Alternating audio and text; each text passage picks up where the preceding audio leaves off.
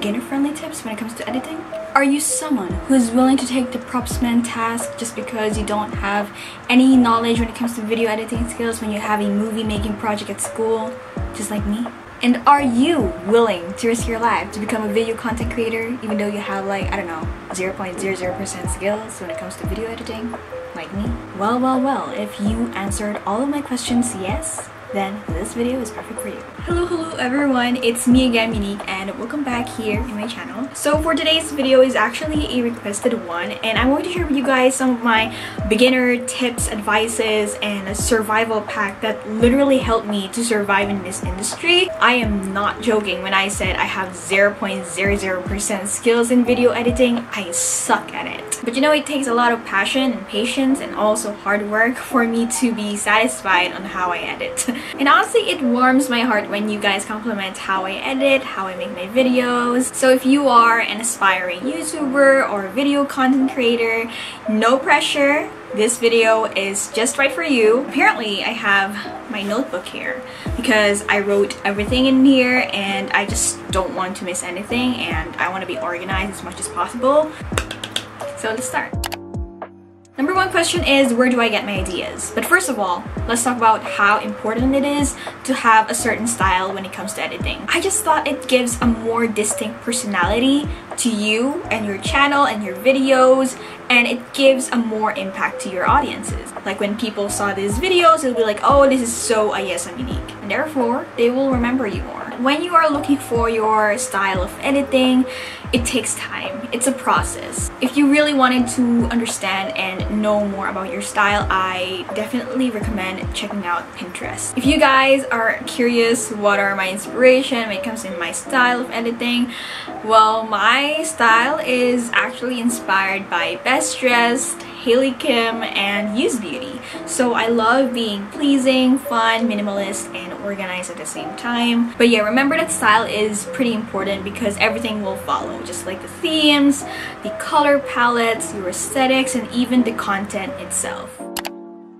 Now for the most asked question, which I always receive from my DMs, is what apps or what softwares do I actually use when I edit? Apparently I have two, one for my laptop and one for my phone, but I mainly do editing in my laptop. So for my laptop, I use the Sony Vegas Pro 14. Is it a beginner-friendly software? Here's the thing, if you're going to download Sony Vegas Pro 14, it is a culture shock if you don't know anything about video editing at all. It is very confusing at first, which is pretty normal, but after a week of practicing and using Sony Vegas, I just realized that it is really easy to use. It's beginner friendly. You can actually download Sony Vegas Pro 14 for free. I'm going to try my best to look for a tutorial on how you can download. I'm going to leave it down below in the description box, so check that out after this video. For the cons, I think it has limited transitions. Some of them doesn't really suit my interest, but don't get me wrong, because there are a lot of transitions and effects that are available in Sony Vegas Pro 14. You know, it's just me, so.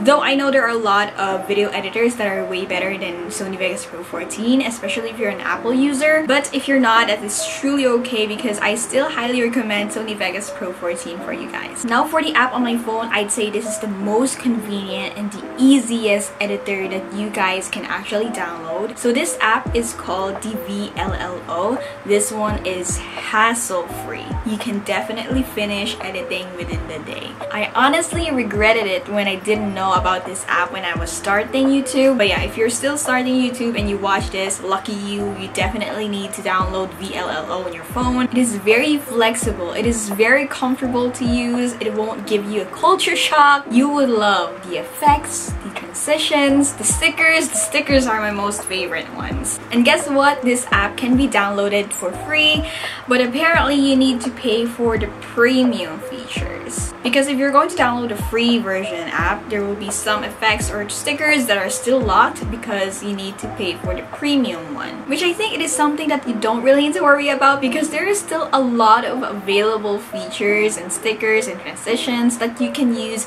even if you're going to use the free version.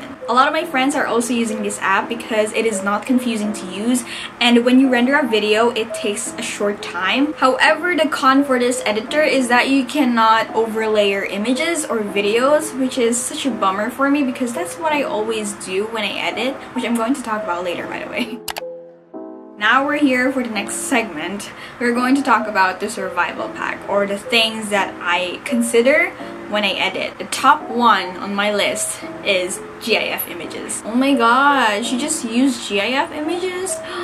Yes, I do. It's the only main thing that really makes my videos interesting. It gives it a little spice, some cherry on top. I survived in this industry because of GIF images. I can say it is pretty handy. So when I use GIF images, I always use the white ones, the white sticker ones, and the transparent ones. So those sparkles that you've been seeing, those little flowers that you've been seeing from my videos, those are not effects that are installed in the Sony Vegas because they're just GIF images. Number 2 on my list is good variation of fonts. This one is actually as important as the GIF images because it gives more dimension, it gives more variety, and the most important part is that it sets up the mood or the theme of your videos. It gives more impact, and honestly, having the font is also the design itself in the video. I highly suggest that you need to invest fonts, like a lot of fonts. If you're going to ask me, I download and install my fonts from thefont.com. I'm going to leave the link down below. It's super easy to install from that site. And right now, I'm going to share with you guys some of my most favorite and most used fonts for my videos. So some of these are actually from thefont.com, and some of these are already installed in my laptop. So yeah.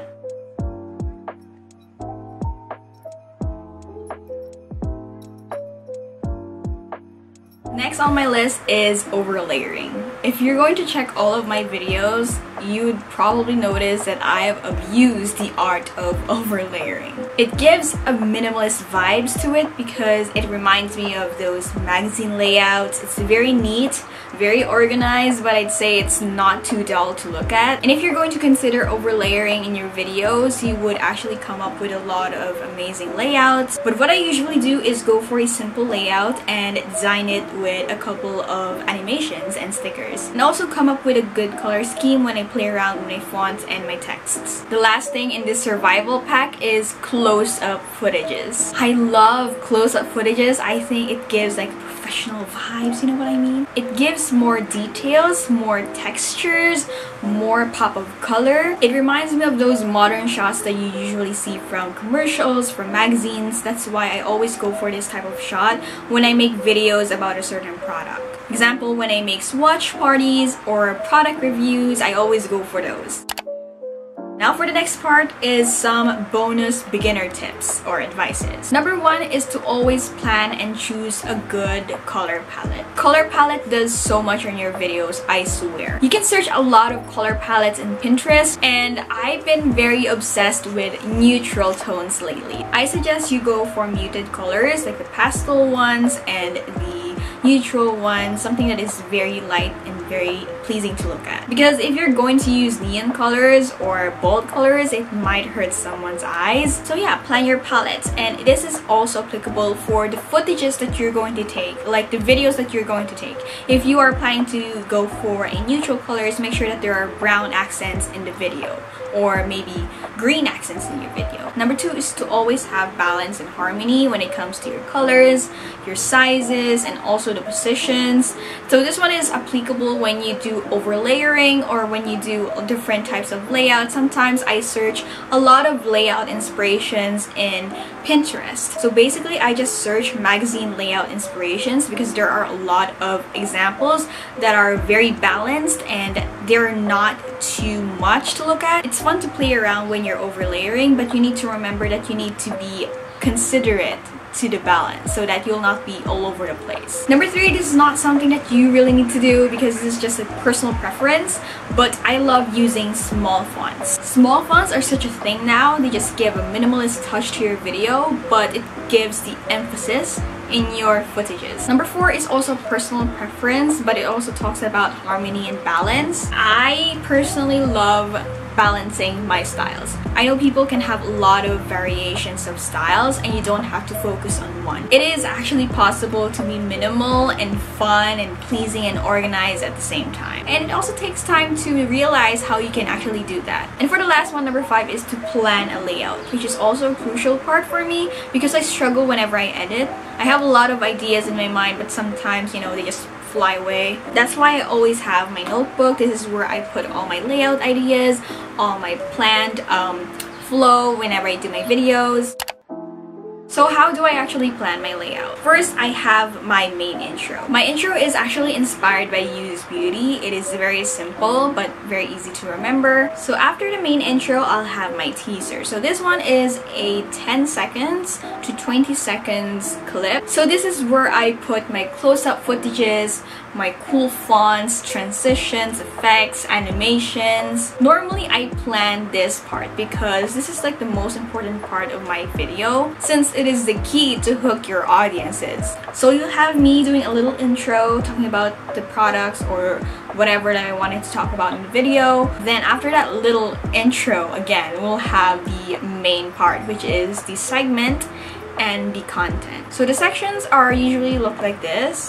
They're just like bookmarks or sections so that you'll know what I'm going to talk about in the next few seconds. I guess it's easier to watch a video with those sections visible, so you'll keep on track. Then after that, you'll have the content, then section, then content, then section, then the list goes on. Then you'll have me doing a little outro, doing a little thank yous and all that stuff. Then finally, you'll have my end screen. And that's basically the whole thing on how I plan my videos. And that's it for today's video. I hope that I helped you guys out and you learned something. And if you like this video, make sure to give it a thumbs up and also comment down below. Plus, subscribe to my channel and hit that notification bell so you will be notified every time I upload another video. Have a great day, everyone, and I hope that I'll see you guys very, very soon.